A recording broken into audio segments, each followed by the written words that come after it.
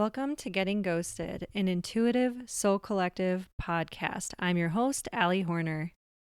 Welcome back, everyone. I am ready to do a mediumship episode this week. I've got the guides here to answer some questions, and they said they want to kind of put a reminder out there for everyone who's new to this, that this is actually where we began. This is actually my core work has to do with channeling and mediumship, and that is the bones of this show. You know, they talk about a house having good bones. That is the bones of this. That is the foundation of this. That's where we started from. So what we're going to be covering today is a little bit more on mediumship, intuition. I had posted a TikTok, just yesterday, and there were actually quite a few questions on it. And the guides were like, we want to kind of recap what's in there for the people who don't, like TikTok, aren't on TikTok. And then, they wanted to answer a bunch of the questions. They were like, we really think a lot of people had some good questions on here about the other side, about the afterlife, and about things that have been going on and how things work. So without further ado, here we go. Now, just as a recap, when someone dies, we really re-emerge into the spiritual plane, and they call it home, like we go back home. And this home is where we come from, and this is where we go back to. So there is no one, and they said no one gets stuck, no one ends up anywhere else. And they said this is a long, long point of contention amongst people. And the belief in a hell or another place actually comes out of Christianity. It comes out of organized religion, and we have to remember organized religions have their tentacles, like Christianity has its tentacles in everything. It's really hard for a lot of us to see outside of it. But in essence, we all essentially go back to one energetic point. It's not even just a place, it's an energetic state of pure beingness. And this pure beingness is bliss and love and peace. Because of this, your loved ones don't end up somewhere else. And they said, regardless of how they died, whether they took their own life, whether they died by accident, died traumatically, whether they died of cancer, no matter how they pass, we all go back to the same one place. We all reemerge into a non-physical form. Because when you die, you leave the physical behind. And they said it's really a physics thing.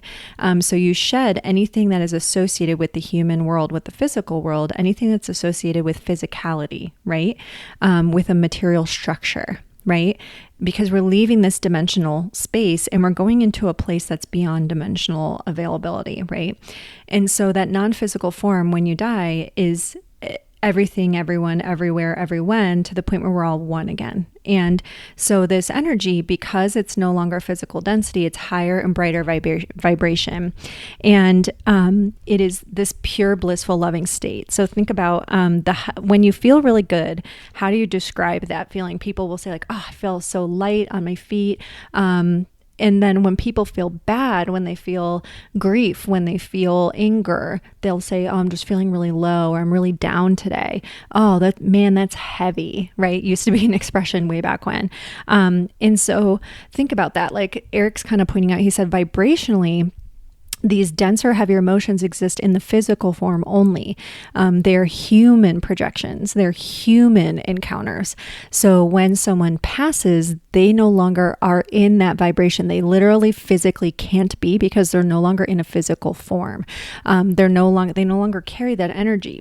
So when we pass, he's like, it's almost like we shift out of that, and instead of sitting under the water, we're on top of it and above it, and like up into, we're like, he said, think about it like water can take on all these different forms, right? And so he was like, when it's pure air, there's none of that physical density anymore. He's like, kind of think about spirit like that. It's air, right? Whereas humans are more like ground, earth, water, like, you know what I mean? Rain, things like that. There's a heaviness to them. He said, try to kind of put it from that perspective. So because of this, your loved ones, if they had any feelings, they were holding grudges, they were carrying a lot of shame, anger, fear, resent, heaviness, sadness, depression, these things don't go with us when we pass, because we reemerge into a pure energetically all loving, omniscient, so all knowing, omnipresent state of being. We go beyond the physical confines of time, space, dimension, and reality. And because of this, and because they reemerge into this all knowingness, they no longer have judgment. So there's no grudges to hold. There's no anger to hang on to. So when we emerge into this non-physical space, this is where we release a lot of those previous judgments, strongly held beliefs, opinions, fears, etc., that we would have had in our human physical form. Those things are no longer necessary after you pass, because when you pass, there's no longer any need to self-protect.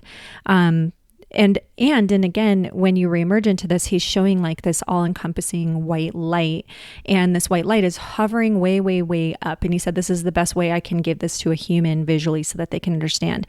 And then there's these cords of light that wrap down, and they go and connect to each person. And then each person is also connected to each other through cords of light. And he said, so when you pass, it's like someone beams back up, like, beam me up, Scotty. And they reemerge because it's not like a body floating up. It's like they kind of turn into this white light, and they reemerge with the larger white light. They're no longer just an individual energy. But as a whole, that white light, it is what we all are already. We've just forgotten. Our physical form is in 3D, so it's very physical. It's very pointed, right? And so when we're in this white light experience, we remember, oh yeah, I'm not separate from anything, anyone, anywhere, anywhen. And then in essence, we also can remember each individual lifetime we've had in this Parch Trippy. We have had and lived all lifetimes, anywhere, anywhen. There aren't just individual streams of lifetimes. So we don't want to get too heady with it. He's like, people get really like mind fucked by this. So, but in essence, so your loved ones don't take that negativity with them, and any judgments they had of you or others, etc., they don't carry that with them. We all have a life review when we get back. So we get to kind of see it. It's almost like a panoramic view where it kind of like stretches almost around in a big sphere or circle. You get to witness and relive every single memory that you have had, not only from your own perspective, but also from the perspective of the people and things and even places in some instances that you impacted. You will feel exactly what they felt, and you will see exactly how you impacted everything, but it all happens in the blink of an eye. And so your loved ones, if there was someone on earth who really had a lot of wonderful things that they did, they get to relive all of those loving memories, but fully, without this physical body or physical senses to block out all that love that people wanted to send them. And so everything we feel on earth is like a fraction of what we would feel in terms of love and bliss and energy and spirit. Okay.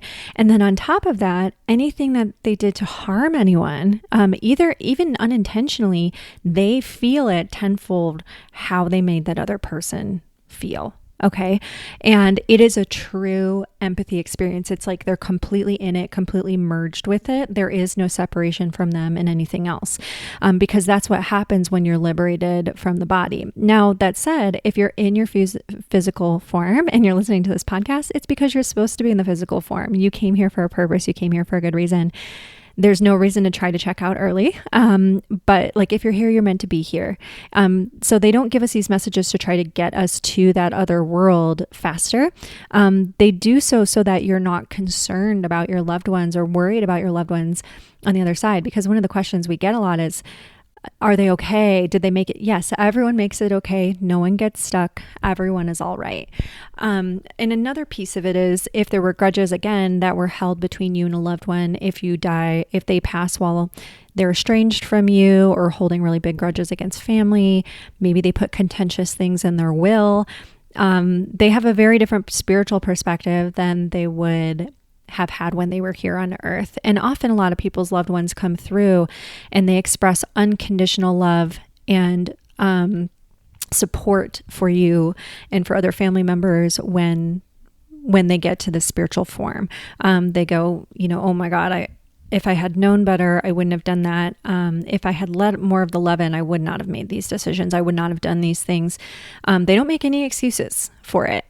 They don't try to explain themselves the way a human would, try to justify or defend. It's like all that defensiveness is gone. Even in the most defensive people here on the planet, what will often happen in a reading is they'll show me, here's who I was and here's how I acted. So it validates your memory, your experience with them. But they will also share how they recognized, oh my God, I never meant to make this person feel this way. Or sometimes they did try to make a person feel that way. And now in their spiritual form, they're like, I am so sorry.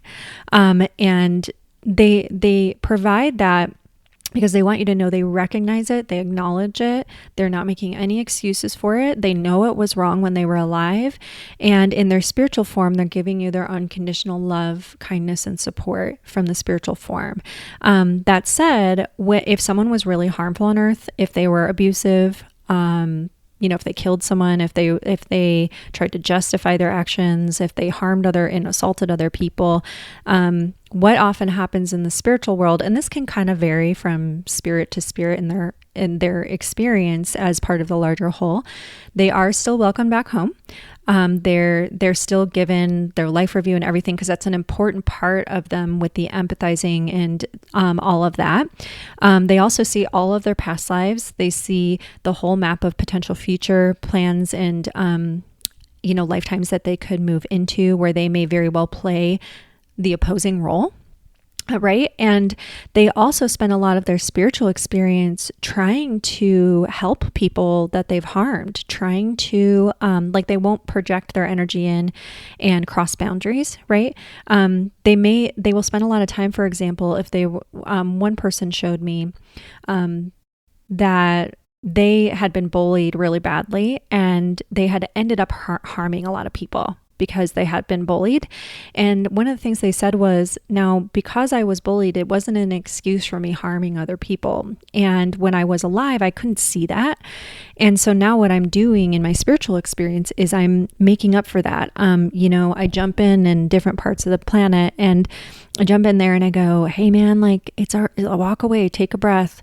I try to find them mentors. I try to get people to bump into them who would be good people for them to meet, so that they don't go down a bad road where they harm themselves or harm other people. I try to talk to people who were victims of bullying, and I try to get them into some good mentorship, and I try to send them energy so that they can boost their self-esteem. I try to, help them find some other roads, help them find safer and more empowering people to be around. And they said, I try to get in there, but there's only so much we can do because we're not allowed to interfere, right? So we can do so much. We can plant seeds. We can send loving energy. We try to help people clarify their minds. But so many people are so entrenched in that energy of fear and that lower vibration, it's hard to reach them, right? So it could take like a million of us, and we're all trying to help. They all have angels trying to help them, trying to help you. But there's only so much we can get through, and that's the energy that's shifting on the planet, and that's why the other side's working so hard. That there's so many more of them than there are of us, and so they are trying to help us greatly. And so, if you did have a loved one who was really harmful, no, they're not going to cross your boundaries and come in if you're not calling them. No, yes, they love you, and no, they're not going to harm you or keep holding stuff against you. From their spiritual perspective, they 100% understand if you have no interest in talking to them. They're not going to crowd in on you. The only thing is, if you ask for them and you're ready in a reading, often they will come through to apologize, to give you their unconditional love and support, to acknowledge the harm that they did, so that you can move forward and live the life that you were meant to live without that trauma and interference there. Okay, so I'm almost getting kind of teary because I've had quite a few readings where people have asked about things like this and asked for loved ones, contentious people in their lives to come through, and harmful people in their lives, and ask, why did this happen to me? Why did they do that? And there's so many different explanations for why things happen on earth, but it's never an excuse for harming anyone, controlling other people, coercing other people, and so anyhow, so when we pass, we don't take those energies with us. In fact, we see things a lot more clearly. And a lot of people, they do come back and they play the opposite role. And in essence, they might have played that opposite role in another lifetime prior to that too. And one of the things the guides talk about is that's one of the things you kind of reemerge into, is that higher awareness of everything all at once. Okay.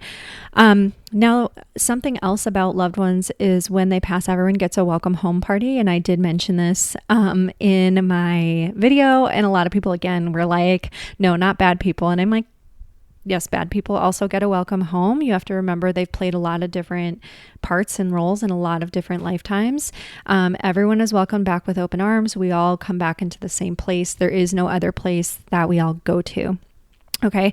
People really struggle with this. They want to believe that people are punished. That's a human need. That's not a spiritual need. Remember, spirit's of very different frequency. It's almost difficult for a lot of us to wrap our heads around. And as like something else I'll mention is when I first went through my reawakening, I had some people come through who had done really bad things on earth and were well-known people who had done bad things. And I was like, I want to talk to you. Don't come through.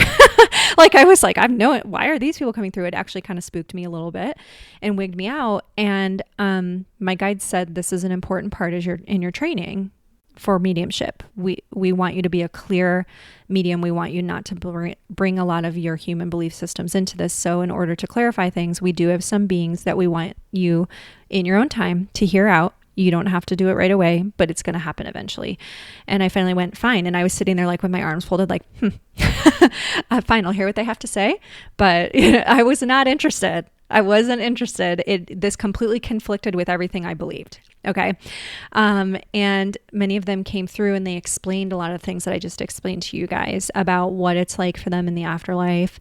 Some of the people that they hurt or even killed came through with them holding hands, or the people that they had harmed or killed came through and had their hands gently on their backs or on their shoulders, showing that they were supporting them in sharing their side. Not just like, oh, here's why I did what I did. And like, there was no justifying behavior or excuses made. It was more like they were explaining the mechanics of things, how they're spending their afterlife experience. It was very, very interesting to me. And it really blew me out of the water. I'm not going to lie. I had full cognitive dissonance with some of it, where I was like, I can't wrap my head around this. Why would these people want to spend time? You know what I mean? And then I realized from the spiritual perspective, it's very, very different. So I talked to both the victims and I talked to the perpetrators. And it was, like I said, it caused a lot of internal friction for me. But I realized what they were doing was they were working on my vibration and clearing some things out that I would need to have cleared out in order to be a better medium.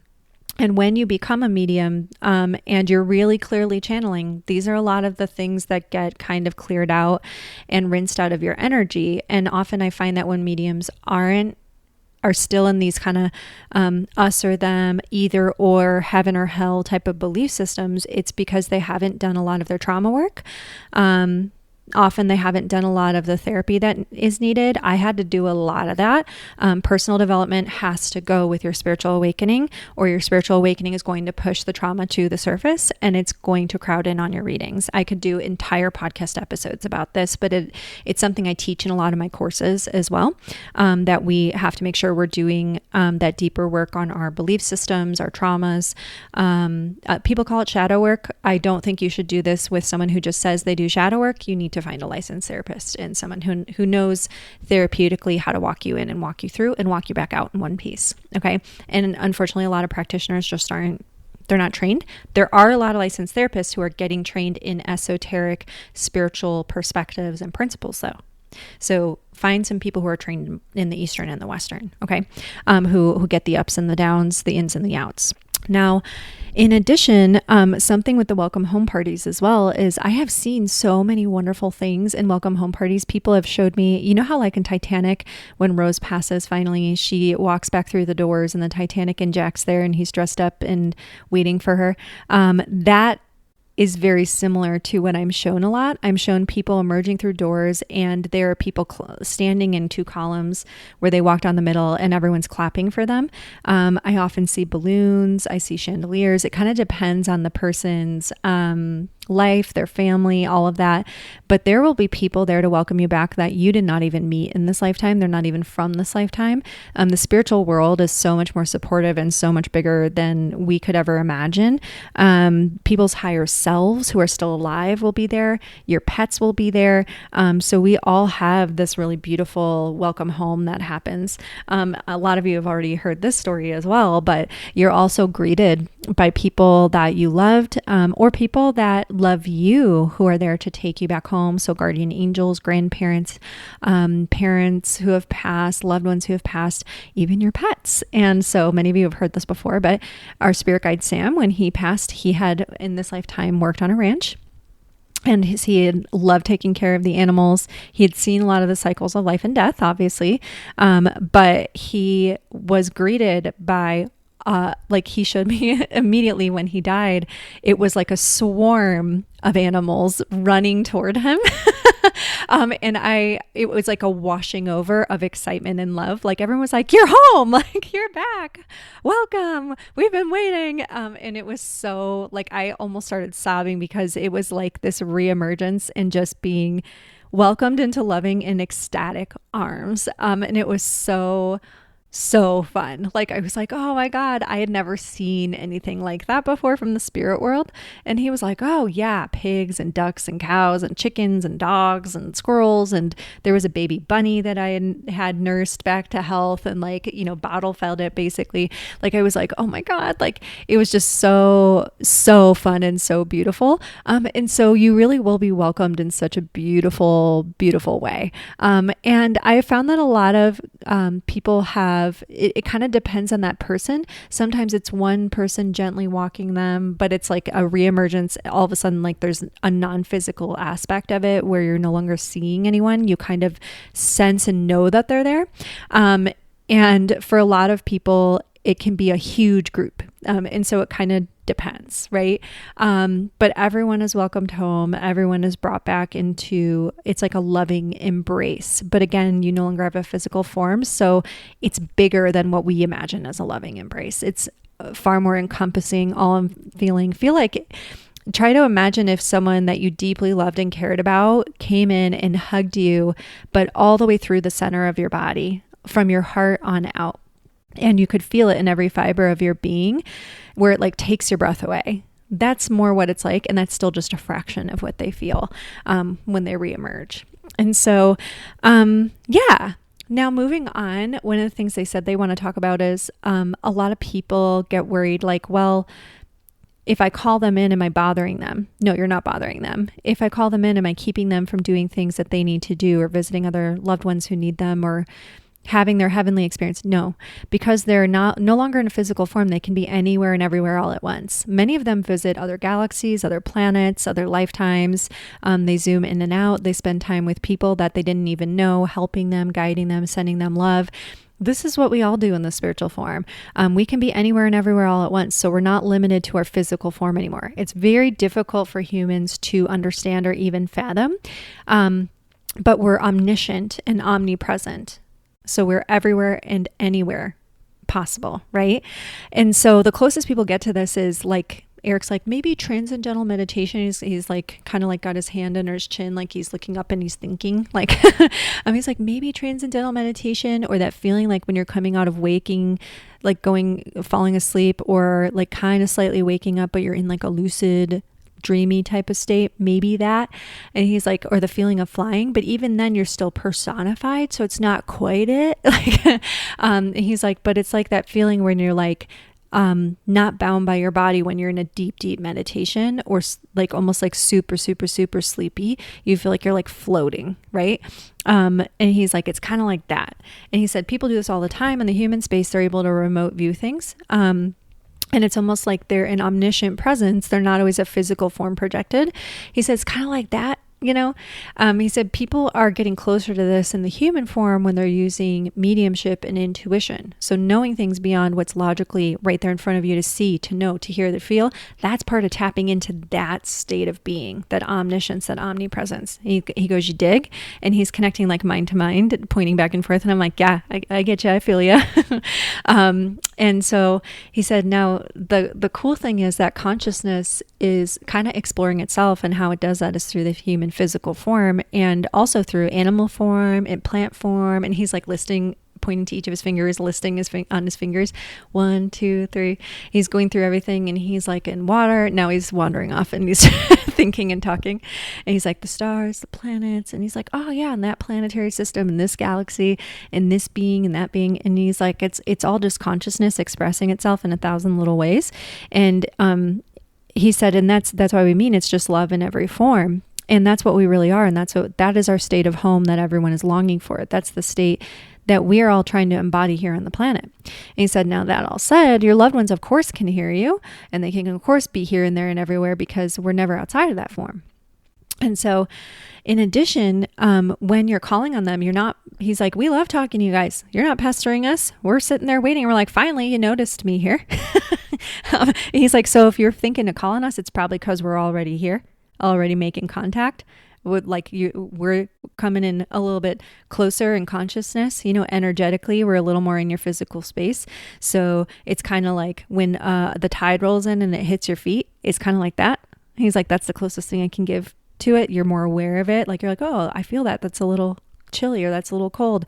And he's like, so sometimes you get the nudge to reach out to a loved one, or you're thinking of them because we're already nearby. And he's like, we're at the door. We're hanging out. We're sitting there eating our popcorn, watching TV with you, patting you on the hand, sitting there trying to hold your hand like, it's all right. It's all right. We're right here. I'm not gone. I'm right here. I'm right here with you, Mom, And so he said it's a hard thing to conceptualize to humans, because you're so entrenched in your physical form that a lot of you guys don't get that what you can't see and hear and feel, it may not already be there. And even the most clairvoyant among you has, tons of beings who are sending unconditional love and guidance to them all the time, but they're not tuning into it. Like he goes, he said, Allie's got her door closed all the time. And I'm like, well, yeah, because I'm here to be here. And he goes, right, you are. And so he's like, and we respect that. We respect that boundary. We're not here to entrench on, encroach on your world or rain on your parade or do anything like that. And he said, no, you don't have to be afraid though of us missing anything. Like we don't miss life events. We don't miss what's going on there. All of us already know the world that you're in. We know what's going on the planet. You don't have to explain things to us, but we will gladly sit and listen all day and all night if you want to tell us about everything. We love hearing it through your voice. And he said, we know what you're going to say before you say it, because we're more telepathic, but we will still sit there and engage in conversation with you because we relish that. We love that. We know it's important for you. It's important for us. We love you guys. So of course we'll do it. He goes, but that said, you never have to say, hey, did you see that I got married? Of course we saw. We were right there. But you can ask us anyways. We don't mind. Right?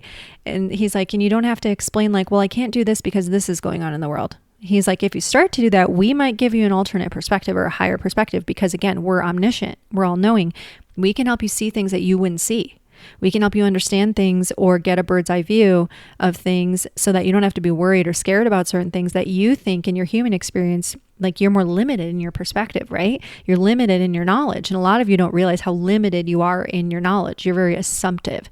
And he's like, I get it. I was human. Like I get you. And he's like, but your guides and your loved ones can give you a higher perspective or a behind the scenes peek. So for example, recently I was like trying to book a trip, right? And I was like I could feel some of the human stuff going on in the human collective energy. Human collective energy is always full of thoughts and fears and looping and questions and confusion and back and forth. People, overanalyzing things, making decisions, wondering, positing, questions and blah, blah, blah. Spirit is not like that. So when you're connected to the wavelength of spirit, it's going to be loving, clear, bright. The same answer will usually come through over and over, because it's like, it's often like the way that they see it and what they're saying, it always rings true. Like, and I've noticed that like when it's spirit, it's not going to be loud. It's going to be quiet and subtle. And they will often work through your intuition more than anything, and often signs and synchronicities, because they're less intrusive. Okay. So ideas that pop in your head, little nudges or inklings that you get to do things. Often they work through other people. And so other people, reaching out to you, mentioning the right thing at the right time, saying something to you, sharing something with you. nudging you toward a book that you might read, to Google something at the right time. So for me, I ended up Googling flights right at the right time and got a really good deal. And my guides, I'd been thinking about it for a month and had kind of had it in my brain because I wasn't really listening as well. And I could hear what they were saying. And then there were clearly what my thoughts and my confusion was over my trip. So all of a sudden they were like, I kept getting this grating, heavy ick feeling every time I'd go to look at flights. And I would feel like, I know this feeling, and it's because it's not the right time to book them. And I would tell my guides, well, am I not supposed to go? And they were like, no, you're supposed to go. Remember what we said? And I was like, okay, I'll wait for the right timing. All of a sudden one night I had looked at flights that morning. Okay. And I was like, oof, I don't love the prices on these. Like, this is just, I don't know what this is, but I don't love it. And I got that ick feeling. Later that night, all of a sudden I felt it. It was like a yank or a pull, a clear blue feeling inside of my body. And I look online and the flight prices had changed. And I went, huzzah. And that's when I went, this is it. This is time. And it felt like someone had put their hands on my shoulders and it was a clear, light, bright feeling. And I had this energy coming through. I won't get into details because it's not really mine to share, but it was someone who had recently passed, and they said, you never know how much time you get on earth. None of us knows. We're not guaranteed time. Book the trip. And I could feel it clear as day. And I went, thank you. Thank you for that perspective. You're right. And so right after that, I booked everything. And I had to sense that feeling. And I'm also, I very psychically sense energy as well. So I can sense when a timing is right. And I don't always get that right. Like I get in my head too. Like I get in that lower frequency too. But our loved ones on the other side, they will bring through that higher perspective, that moment of clarity, help us see beyond our fears, help us get out of the human confused collective energy or our old thoughts and patterns and traumas. And they will it's almost like they lift us up and they're like, yo, look at it from the bird's eye view. There's nothing to be hesitant or worried about here. There's a right time and place to do things. And sometimes your energy changes what that right time and place is. Your perception changes things. So it was a beautiful, beautiful encounter with this young man. And I'm really grateful that this happened. And all of a sudden the next day, I woke up with all of these bright new ideas about how to do this, which I'll share more about in another podcast episode because some of these are still in motion. But that's how I know. That's how I know I've shifted frequency. And when we tune in with our loved ones on the other side, we don't always have to hear them talking or see them in the room with us. Often we don't. We just have to let that loving energy in. Even those loved ones who we were contentious with or people that we didn't know very well can send us clarity and insight and help to clear our field and clear our mind and get the right answers in. And so that we move forward. So that's what your loved ones spend a lot of time in heaven doing. They also for them, that's not work. It's not a job. A lot of them do have sort of jobs or things that they enjoy doing. They might be painting, making pottery. From a spiritual perspective, they may be guiding people. I will do a whole episode on spiritual jobs. I think I've talked about them more before in TikToks, but I'll do a whole episode on that. But jobs to them aren't jobs, but it's like there's no obligation, but they do this work that they do from a spiritual perspective out of pure love and pure enjoyment. When they are coming in, guiding, counseling people, it's because they love it. When they are helping someone write a book, it's because they want to.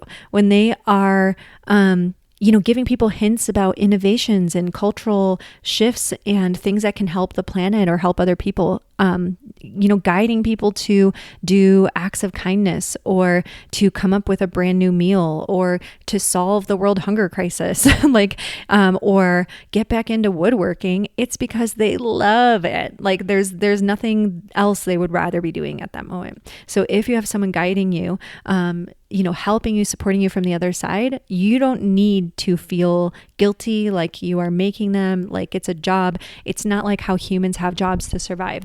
Think about it. They're in spirit. They no longer need to survive. There's nothing they need to do. They're doing it because they love it. Okay. And then again, this is all like a higher consciousness expressing itself through a million little forms. So when they're doing these things, it's because they want to. Okay. When they're coming through and channeled transmissions and things like that, it's because they want to. It's because that's something they would love to do. they've agreed to do that. In many cases, many of them agreed to do it before they even started this lifetime. That was something they said, I want to do this. I want to accomplish this. This is something I want to bring into the higher realms of consciousness. This is something I want to bring into the human collective. And it's because they want to. And want for them is connected to love, and not love like romantic love, like pure, unencumbered, the heights of blissful love. And bliss is not a bad thing. When people are blissed out, they don't hurt anyone. Like, really think about it. So now, that all said, your loved ones adore you. Like, they want you, to live an unencumbered life. And so don't be surprised if you start to hear them coming through or feel them coming through after they pass, and suddenly you're getting messages from them, even like your loved ones who were really strict, who were really afraid. Like they were afraid of living. They were afraid of a lot of things when they were alive. They didn't travel. Suddenly they're going to be showing you they're on a jet plane. They're going to show you visuals so that you can understand their spiritual perspective. It doesn't mean they're physically like doing that, because again, they don't have physical form, but energetically, remember, they're anywhere and everywhere all at once. And they all of a sudden remember there was nothing to be afraid of. There was nothing to be scared of with this. Oh my gosh. And so you might feel inspired, just like I did, to suddenly do certain things that you have been holding off on doing out of fear. So you might all of a sudden feel like, you know what? I have stayed in this relationship too long. I've been afraid of moving forward without this person, but suddenly I don't feel afraid anymore, and I'm clear, and I just know that this is the right thing to do. You're going to be more connected to truth, to intuition, and what is truly right, what is energetically aligned. Okay. Even if your previous self and your I call it our ego self. It's not ego as in egotistical, grandiose. It's ego as in small, scared, insecure. It can also be equated to like a protector part if you do parts therapy or anything like that. But sometimes we have a part of us that's trying to protect us so hard that it ends up kind of actually keeping us from living our life in a lot of ways.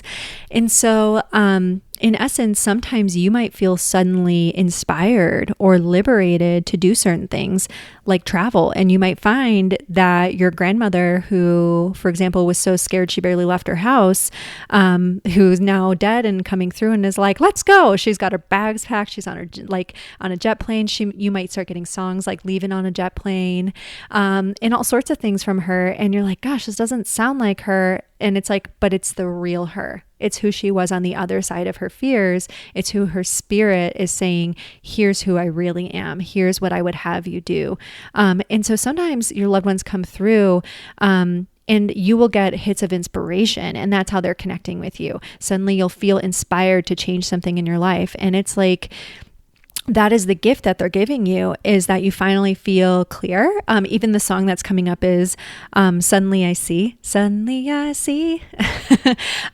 And so don't be surprised, because this does happen. And if you have someone in your life who's suddenly making big decisions and changing some things after a loved one passed, that might be part of their personal process and their therapy grieving. They might have that, that sense of, people change when they've encountered loss and death. And sometimes they're like, this has just changed how I want to live my life. And I feel like I haven't been doing certain things, and it's not, what's right for me is that I need to start doing the things I've been wanting to do. I need to stop putting so many things off. That's not uncommon to see. And I'll do some more episodes on things like that as well, if you guys want to hear about it a little bit more. I want to be kind of tender with that too, because sometimes people can kind of go off the deep end after someone passes. So we're not speaking to that necessarily. This is more so like if you were kind of living in a lot of fear and suddenly feel inspired to live out a little bit more of your dreams or live authentically. So that all said, but a lot of times when someone passes, that does happen. People do finally go, you know what, it's time. It's time. I'm going to go do this thing. And sometimes it's that loved one saying, you know what? Yeah, do this or try that or whatever. Don't live in fear, or don't live with grudges the way that I did, or don't live in blah, blah, blah the way that I did. Now, it's up to you whether or not you listen to that, right? We all have free will. But suddenly you might feel a little bit clearer and more inspired afterward as well. And that can be a big sign that they're actually hanging around. And sometimes you might even feel there were things you were holding back on because you thought they might judge you or they might be upset. And suddenly you might feel like they're giving you their blessing. And that can be a really powerful thing as well. Now, also your loved ones, this is kind of fun because they reemerge into this beautiful spiritual form. What they often do is they project these visuals forward so that you can recognize them, can see them, hear them. They remember who they were. They remember all of these lifetimes. And often in a reading, and often when I hear from people who are like, oh my gosh, my grandma came through, she came through young though. Or she came through, one of my favorite experiences was their grandmother came through with purple hair. I've had someone else's grandma come through with like rose gold colored hair. And they were like, do you like it? I finally did it. There were different instances in each of these stories. In one of them, the grandmother had never gotten around to doing the purple hair, but she had always joked about wanting purple hair. And she thought it was so beautiful that other people felt empowered to do that. And, her granddaughter was like, oh my God, that's definitely her. I'm so glad she finally has her purple hair. Like, and then in the other instance, the grandmother had always wanted to do like a rose gold, and they dyed her hair, or were going to dye her hair at the last minute. And it ended up being that their grandmother passed, like the person had run out to the store to grab everything. And the grandmother had passed right before they got back, and they were just devastated over it. And she appreciated that they wanted to do it. And so then this was actually her grandson. And so he dyed his own hair rose gold. So when she came through, she was showing her hair being rose gold. And she was like, look, we match. And he was like, oh my God. Like, and it was very emotional for him. And, so anyway, so she was showing him like, look, I'm getting to be this part of myself that I didn't get to be or experience. And again, they often show up younger. So they will show up as a time period in the clothes with the physical form, the lipstick, dancing, or painting, or driving in an old-fashioned car, with a scarf tied around their head, whatever it is, they will show up with that youthful glow, because that is their favorite time period in their life. That's when they felt their best. Sometimes they'll show up how they were before they got sick with something, or before they went through a life-changing injury or accident or something like that. And it's almost to like show their loved ones like, look, like this is the version of me that I'm taking forward. All these other physical ailments, the age, the illness, the fear, that didn't come with. And so your loved ones, just so you know, they might show up that way, and they are released and freed from all of these other things that they might have had going on when they were alive. I hope that you guys enjoyed this episode. I'm going to pause this here, and we will have an episode where I answer a whole bunch of people's questions from TikTok and from Patreon, and then listener questions here soon, all about the afterlife, what happens when we pass, all of that good stuff, because I've got a whole backlog of those from videos and from listener questions that people have submitted online and stuff. So I will do that episode here soon. I hope you guys enjoyed this. Keep sending in your questions. I'm excited to answer more of them, and the guides are over here, always happy to help. If you've listened to this stuff before, I hope you still enjoyed this. It's always good to kind of come back and do a refresher from time to time. And I know that a lot of you are loving the episodes with Anna and stuff, but I do want to make sure I'm staying connected to this work, because this is really the heart of what I do. And while I can channel Anna, it actually like vibrationally does take a little bit more out of me. So, and I've noticed it takes a little more out of her too. So she will come back in here soon, and we will do some questions with her as well. I'm trying to figure out a good cadence. And I also am thinking I might actually channel her and put some of the conversation and visions and messages from her maybe in like a little ebook or something like that. So if you guys are interested in that, that has been sort of what's on my mind as like the correct format for that. So I'd love to hear your thoughts on that as well. And yeah, I hope you guys love this episode of the podcast. Remember, you can submit everything online. Links are in the bio and in the show notes. And yeah, thanks for being here today.